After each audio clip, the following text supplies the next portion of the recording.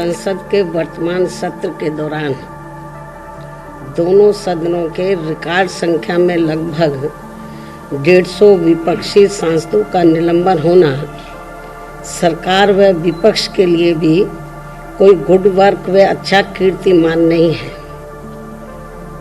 इसके लिए कसूरवार कोई भी हो, किंतु संसदीय इतिहास के लिए ये घटना अति दुखद, दुर्भाग्यपूर्ण व लोगों के विश्वास को आघात पहुंचाने वाला है। और इसी दौरान माननीय राज्यसभा सभापति का संसद परिसर में निलंबित सांसदों द्वारा मजाक उड़ाने का वीडियो वायरल होना भी अनुचित व अशोभनीय है। इस प्रकार से सरकार और विपक्ष के बीच जबरदस्त मतभेद, तनाव व टकराव वाली घटनाओं से देश के लोकतंत्र एवं संसदीय परंपराओं को शर्मसार होने से बचाना बहुत जरूरी है। साथ ही विपक्ष विहीन संसद में आम जन के हित से जुड़े, देश व आम जनहित से जुड़े अति महत्वपूर्ण विधेयकों का पारित होना भी ये अच्छी परंपरा नहीं है। और यहाँ विश्व के सबसे बड़े लोकतंत्र तथा परम पूज्य बाबा साहब डॉक्टर भीमराव अंबेडकर द्वारा निर्मित यहाँ पवित्र संविधान संसद व अच्छी संसदीय परंपराओं को बचाने की जिम्मेवारी किसी भी एक की नहीं है, बल्कि सभी की है, और जिसे सभी को मिलकर निभाना चाहिए। इतना ही नहीं, बल्कि अभी हाल ही में संसद की सुरक्षा में जो सेंध लगाई गई है, ये भी कोई ठीक नहीं है। ये अति गंभीर व चिंतनीय भी है, और इस मामले में सभी को मिलकर संसद की सुरक्षा की तरफ विशेष ध्यान देना चाहिए। एक दूसरे पर आरोप प्रत्यारोप लगाने से काम नहीं चलेगा, बल्कि इस मामले को सभी को गंभीरता से लेना चाहिए तथा इसके जो भी दोषी व षड्यंत्रकारी हैं तो उनके विरुद्ध सख्त कानूनी कार्रवाई भी होना अत्यंत जरूरी है। तथा ऐसे में इसके खुफिया विभाग को भी अब काफी सतर्क रहने की जरूरत है, ताकि आगे कभी भी ऐसी घटना की पुनरावृत्ति न हो सके। इसके अलावा विपक्ष के गठबंधन में बीएसपी सहित अन्य जो भी पार्टियां शामिल नहीं हैं,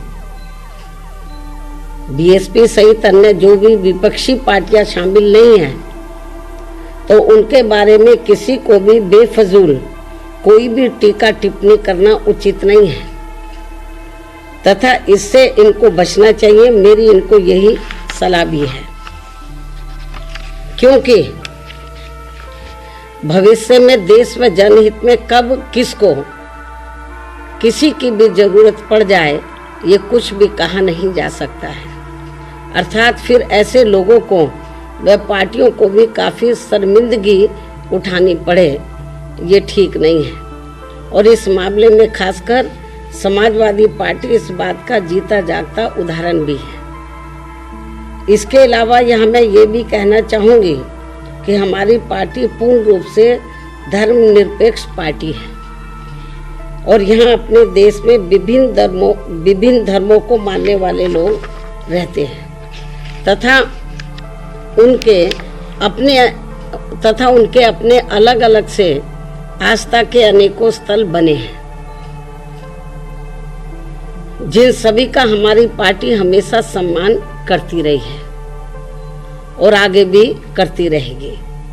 इसी क्रम में यूपी के अयोध्या में नवनिर्मित राम मंदिर का जो अगले महीने उद्घाटन होने के लिए जा रहा है, तो उसका हमारी पार्टी को कोई भी ऐतराज नहीं है।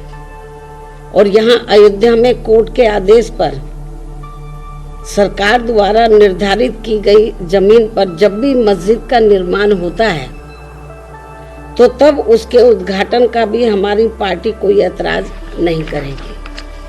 अर्थात हमारी पार्टी सभी धर्मों के स्थलों का पूरा सम्मान करती है। लेकिन पिछले कुछ वर्षों से इसकी आड़ में जो राजनीति की जा रही है, जो घिनौनी राजनीति की जा रही है, ये अति दुखद व चिंतनीय भी है, जो नहीं होना चाहिए, क्योंकि इससे अपना देश कमजोरी होगा, मजबूत नहीं, तथा इससे लोगों में आपस में नफरत पैदा होती है, जो ये कतई भी उचित नहीं है। इस बात का भी सभी को पूरा ध्यान रखना चाहिए। इन्हीं कुछ खास बातों के साथ ही अब मैं अपनी बात यही समाप्त करती हूँ। धन्यवाद।